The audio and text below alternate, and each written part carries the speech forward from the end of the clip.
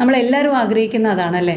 നമ്മൾ ചെയ്യുന്ന വർക്ക് നമ്മുടെ ബിസിനസ്സിനെയോ അല്ലെങ്കിൽ നമ്മുടെ വർക്കിനെയോ ഏറ്റവും നല്ല രീതിയിൽ പോസിറ്റീവായിട്ട് ഇമ്പാക്റ്റ് കൊണ്ടുവരണമെന്നാണ്. എങ്ങനെയാണ് നമുക്ക് ഈ പ്രൊഡക്ടിവിറ്റി കൂട്ടാൻ പറ്റുന്നത്? നമസ്കാരം. സിംപ്ലിഫൈവിൻ്റെ ഇന്നത്തെ എപ്പിസോഡിലേക്ക് എല്ലാവർക്കും സ്വാഗതം.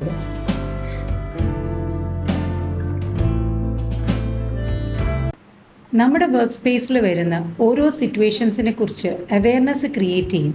അതെങ്ങനെയാണ് 5 സ്റ്റെപ്സിലൂടെ നമ്മൾ ഹാൻഡിൽ ചെയ്യുന്നത് അല്ലെങ്കിൽ സോൾവ് ചെയ്യുന്നത് എന്ന് പറഞ്ഞു പോകുന്ന ഒരു പ്രോഗ്രാമാണ് സിംപ്ലിഫൈ. എല്ലാവരും പറയും നമ്മുടെ വർക്ക് സ്പേസിൽ പ്രൊഡക്ടിവിറ്റി കൂട്ടണം എന്ന്. എന്നാൽ എന്താണ് പ്രൊഡക്ടിവിറ്റി? കൂടുതൽ പണി ചെയ്യുന്നതാണോ? ഒരിക്കലും അല്ല. പക്ഷേ നമ്മൾ ചെയ്യുന്ന വർക്ക് എങ്ങനെയാണ് നമ്മുടെ ടീമിനും അല്ലെങ്കിൽ നമ്മളുടെ കരിയറിന് അല്ലെങ്കിൽ നമ്മുടെ ബിസിനസ്സിന് ഇമ്പാക്റ്റ്ഫുൾ ആവുന്നത്, ഒരു വ്യത്യാസം കൊണ്ടുവരുന്നത്, അങ്ങനെ ചെയ്യുന്ന വർക്കിനെയാണ് നമ്മൾ പ്രൊഡക്ടിവിറ്റി എന്ന് പറയുന്നത്. നമ്മൾ ചെയ്യുന്ന വർക്കിൻ്റെ ക്വാണ്ടിറ്റി അല്ല, പകരം ക്വാളിറ്റി ഇംപ്രൂവ് ചെയ്യുന്നതിനാണ് പ്രൊഡക്ടിവിറ്റി കൂട്ടുക എന്ന് നമ്മൾ പറയുന്നത്. നമ്മളെല്ലാവരും ആഗ്രഹിക്കുന്ന അതാണല്ലേ. നമ്മൾ ചെയ്യുന്ന വർക്ക് നമ്മുടെ ബിസിനസ്സിനെയോ അല്ലെങ്കിൽ നമ്മുടെ വർക്കിനെയോ ഏറ്റവും നല്ല രീതിയിൽ പോസിറ്റീവായിട്ട് ഇമ്പാക്റ്റ് കൊണ്ടുവരണമെന്നാണ്. എങ്ങനെയാണ് നമുക്ക് ഈ പ്രൊഡക്ടിവിറ്റി കൂട്ടാൻ പറ്റുന്നത്? ടിപ്പ് നമ്പർ 1, നിങ്ങൾ ഈ 80-20 റൂളിനെ പറ്റി കേട്ടിട്ടുണ്ടോ? നമ്മൾ ചെയ്യുന്ന എല്ലാ വർക്കിൻ്റെയും 80% എഫേർട്ട് ഇടുന്നത് നമുക്ക് ശരിക്കും 20% റിസൾട്ടാണ് കിട്ടുന്നത്. ഓർ ഇൻ അതർ വേർഡ്സ്, നമ്മൾ ചെയ്യുന്ന മൊത്തം വർക്കിൻ്റെ 20% വർക്കാണ് നമുക്ക് 80% റിസൾട്ട് തരുന്നതെന്നാണ്. അപ്പോൾ നമ്മൾ ആദ്യം ചെയ്യേണ്ട എന്താണെന്ന് വെച്ചാൽ, നമ്മൾ ചെയ്യുന്ന വർക്ക് മൊത്തം ഒന്ന് അനലൈസ് ചെയ്യുക. എന്നിട്ട് ഏത് വർക്ക് ചെയ്യുമ്പോഴാണ് നമുക്ക് കൂടുതൽ ഇമ്പാക്റ്റ് വരുന്നത്, അത് എങ്ങനെ ചെയ്യുമ്പോൾ, അത് എപ്പോൾ ചെയ്യുമ്പോഴാണ് ഇമ്പാക്റ്റ് വരുന്നതെന്ന് നമ്മൾ തന്നെ ഒന്ന് സ്റ്റഡി ചെയ്യണം. എന്നിട്ട് അതാണ് നമ്മൾ കൂടുതൽ ഫോക്കസ് ചെയ്യേണ്ടത്. So the tip number 1 is 80-20 rule. നമുക്ക് എല്ലാവർക്കും വർക്ക് ചെയ്യുമ്പം ഒരു ടൈം ഷെഡ്യൂൾ ഉണ്ടല്ലേ. യൂഷ്വലി ഒരു 9 to 5 ആയിരിക്കാം, അല്ലെങ്കിൽ 9:30 to 5:30 ആയിരിക്കാം, ചിലപ്പോൾ 10 to 6 ആയിരിക്കാം, അല്ലെങ്കിൽ ഫ്ലെക്സി ടൈം ആയിരിക്കാം. എന്തായാലും ഒരു ഫിക്സഡ് ടൈമിനാണ് നമ്മളെല്ലാവരും വർക്ക് ചെയ്യുന്നത്. അങ്ങനെ വർക്ക് ചെയ്യാൻ പാടുള്ളൂ. അല്ലെങ്കിൽ പിന്നെ നമ്മുടെ വർക്കും പേഴ്സണൽ ലൈഫും തമ്മിലുള്ള ഒരു ബാലൻസ് നമുക്ക് നഷ്ടപ്പെട്ടു. അപ്പോൾ നമ്മൾ ഈ വർക്ക് ചെയ്യുന്ന സമയത്ത് നമ്മൾ എങ്ങനെയാണ് മാക്സിമം നന്നായിട്ട് പ്രൊഡക്ടിവിറ്റി കൂട്ടി വർക്ക് ചെയ്യുന്നത്? അവിടെയാണ് നമ്മുടെ ടിപ്പ് നമ്പർ 2 വരുന്നത്. അതായത് ടൈം മാനേജ്മെൻറ്റ്. ടൈം നമ്മൾ എന്തിന് എവിടെ എപ്പോൾ ചിലവാക്കണം എന്നുള്ളത് നമുക്കറിയണം. നമ്മൾ തന്നെ നമ്മളൊന്ന് അനലൈസ് ചെയ്ത് നോക്കുക. നമ്മൾ ചെയ്യുന്ന വർക്കിന് ഇത്രയും ടൈം ആവശ്യമുണ്ടോ, അല്ലെങ്കിൽ എത്ര ടൈം വേണം, അതിനുള്ളിലാണോ നമ്മൾ ചെയ്യുന്നത്? 5 മിനിറ്റ് കൊണ്ട് ചെയ്യേണ്ട ജോലി നമ്മൾ വലിച്ചു നീട്ടി ഒരു 30 മിനിറ്റ് ആക്കി ചെയ്യുകയാണെങ്കിലോ തീർച്ചയായിട്ടും നമ്മുടെ പ്രൊഡക്ടിവിറ്റി കുറയും അല്ലേ. അപ്പോൾ time management is a very important key for increasing your productivity. നമ്മൾ എന്ത് വർക്ക് ചെയ്യുമ്പോഴും അതിനകത്ത് നമ്മളെ ഡിസ്ട്രാക്ട് ചെയ്യാൻ കുറേ കാര്യങ്ങളുണ്ടാവും.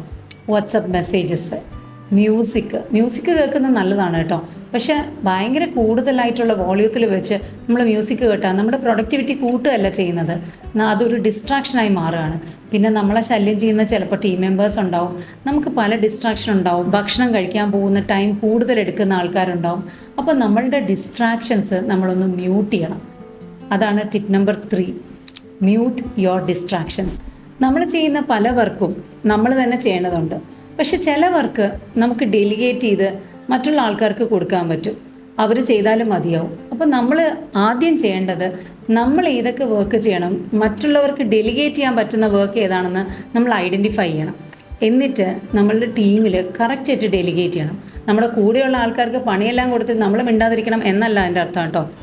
പക്ഷേ നമുക്ക് ഡെലിഗേറ്റ് ചെയ്യാൻ പറ്റുന്ന കാര്യങ്ങൾ മാക്സിമം നമ്മൾ ഡെലിഗേറ്റ് ചെയ്തിട്ട് നമ്മുടെ ടൈം നമ്മൾ പ്രൊഡക്റ്റീവായിട്ട് യൂസ് ചെയ്യുമ്പോഴാണ് ഏതൊരു ടീമിൻ്റെയും പ്രൊഡക്ടിവിറ്റി കൂടുന്നത്. So the tip number 4 is delegation. നമ്മളുടെ പ്രൊഡക്ടിവിറ്റിക്ക് ഏറ്റവും ഇമ്പോർട്ടൻ്റ് ആയിട്ടുള്ള ടിപ്പാണ് ഇപ്പോൾ പറയാൻ പോകുന്ന നമ്മുടെ ടിപ്പ് നമ്പർ 5. അതായത് നമ്മൾ കണ്ടിന്യൂസ് ആയിട്ട് ഏതൊരു ഹ്യൂമൻ ബീയിങ് വർക്ക് ചെയ്താലും അവരുടെ പ്രൊഡക്ടിവിറ്റി സ്ലോലി കുറയും. അതുകൊണ്ടാണ് ഏതൊരു രാജ്യത്തും നമ്മൾ വീക്കെൻഡ് ആഘോഷിക്കുന്നത്. നമ്മളൊരു 5 ദിവസം വർക്ക് ചെയ്ത് കഴിഞ്ഞാൽ 2 ദിവസം ബ്രേക്ക് എടുക്കും. പക്ഷെ നമ്മുടെ പ്രൊഡക്ടിവിറ്റി കൂട്ടണമെന്നുണ്ടെങ്കിൽ ആ 2 ദിവസം നമ്മൾ ശരിക്കും ബ്രേക്ക് ആയിരിക്കണം എടുക്കുന്നത്. ആ സമയത്ത് നമ്മളിരുന്ന് വർക്ക് ചെയ്ത് കഴിഞ്ഞാൽ വീണ്ടും അടുത്ത വീക്ക് തുടങ്ങുമ്പോഴത്തേക്ക് നമ്മുടെ പ്രൊഡക്ടിവിറ്റി ഒരിക്കലും കൂടാൻ പോകുന്നില്ല, കുറയാനേ പോകുന്നുള്ളൂ. അപ്പോൾ taking breaks is a most important tip. നമ്മൾ ഈ ബ്രേക്ക് എടുക്കുമ്പോൾ എങ്ങനെയാണ് ബ്രേക്ക് എടുക്കേണ്ടത്? അതിന് പോപ്പുലർ ആയിട്ടുള്ള കോർപ്പറേറ്റ് സൈക്കോളജിസ്റ്റ് പറഞ്ഞിട്ടുണ്ട്, there is a technique called the Pomodoro technique. ചിലപ്പോൾ നിങ്ങളിൽ പലരും അത് കേട്ടിട്ടുണ്ടാവാം. എന്താണ് ഈ പൊമോഡോറോ ടെക്നിക്? നമ്മൾ വർക്ക് ചെയ്യുമ്പോൾ ഒരു 25 മിനിറ്റ് ടൈമർ സെറ്റ് ചെയ്ത് തന്നെ അഗ്രസീവായിട്ട് വർക്ക് ചെയ്യുക. 25 മിനിറ്റ് ആവുമ്പോൾ നമ്മളൊരു 5 മിനിറ്റിൻ്റെ ബ്രേക്ക് എടുക്കുക. അതിനുശേഷം നമ്മൾ വീണ്ടും ഒരു 25 മിനിറ്റ് വർക്ക് ചെയ്യുക. ഇങ്ങനെ ഒരു 4 സെഗ്മെൻറ്റ്സ് വർക്ക് ചെയ്ത് കഴിയുമ്പോൾ നമ്മൾ ഒരു 15 മിനിറ്റ്സ് അല്ലെങ്കിൽ 30 മിനിറ്റ്സ് ബ്രേക്ക് എടുക്കുക. ഈ ബ്രേക്ക് നീണ്ടു പോകരുത് കേട്ടോ. ബ്രേക്ക് മാത്രം എടുത്തുകൊണ്ടിരുന്നാൽ പ്രൊഡക്ടിവിറ്റി എല്ലാം കൂടുക, നമ്മളുടെ ലേസിനെസ് ആണ് കൂടുന്നത്. അപ്പോൾ അതുകൊണ്ട് ഈ പൊമോഡോറോ ടെക്നിക്ക് എപ്പോഴും ഓർത്തിട്ട് നിങ്ങൾ ഇംപ്ലിമെൻറ്റ് ചെയ്യാൻ നോക്കുക. 25 minutes working, 5 minutes break, working and 5 minutes break. അതിനുശേഷം ഒരു ചെറിയ ലോങ്ങർ ബ്രേക്ക് എടുക്കുക, ടു 15 മിനിറ്റ്സ് ഓർ 20 മിനിറ്റ്സ്.